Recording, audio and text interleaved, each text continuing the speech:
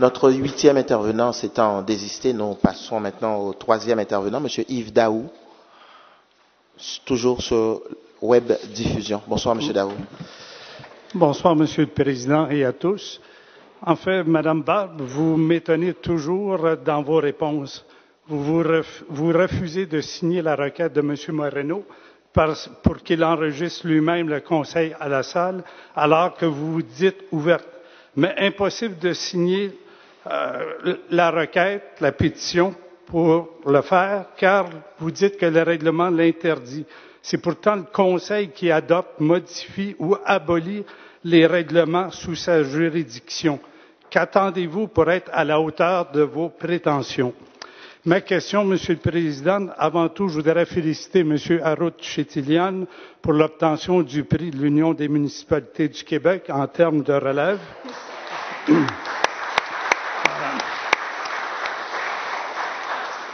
Et ma question s'adresse à vous, à savoir, en tant que responsable du dossier de la ville intelligente, sachant quand même que vous n'avez pas de pouvoir de juridiction des arrondissements, comment peut-on trouver crédible l'adoption par la ville centre et de ses 19 arrondissements de la charte d'accessibilité universelle, tout en ne permettant pas une accessibilité universelle par web diffusion des conseils publics d'arrondissement? Monsieur Chetilian. Oui. Le maire me rappelle de vous remercier, donc je vais le faire. Merci. C'est bien senti. Oui, oui, mais... Non. Non.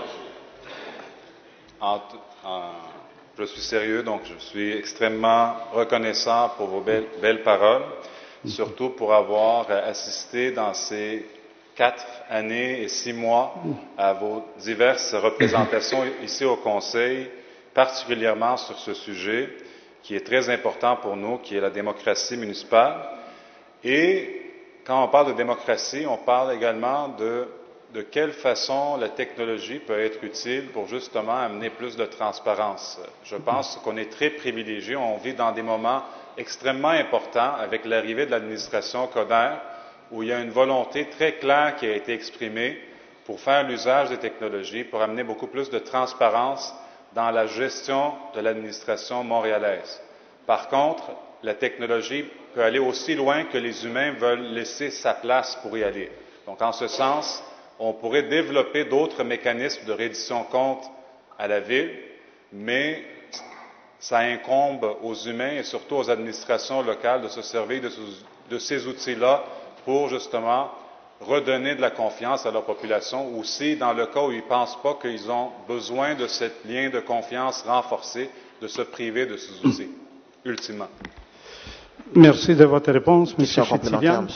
En sous-question, je me demande si une requête au MEMRO pourrait être adoptée par le Conseil de Montréal pour obliger la web diffusion de tous les conseils municipaux et arrondissements au Québec dans un esprit de transparence et de participation citoyenne. On ne partira pas en peur, là. On travaille pour l'autonomie municipale, on ne demandera pas au MEMRO de venir nous prendre par la main. Ce que je comprends, c'est qu'il y a une volonté commune. Il y a une réalité de financement. Nous sommes en train, justement, de mettre de l'avant un plan qui va permettre le refinancement des arrondissements. Et je m'attends, dans cette négociation et dans cette planification avec les arrondissements, qu'on puisse s'arrimer pour qu'on puisse parler de la ville intelligente. Ça vous va? Merci et bonne soirée à tous. Merci. Bonsoir, M. Daou.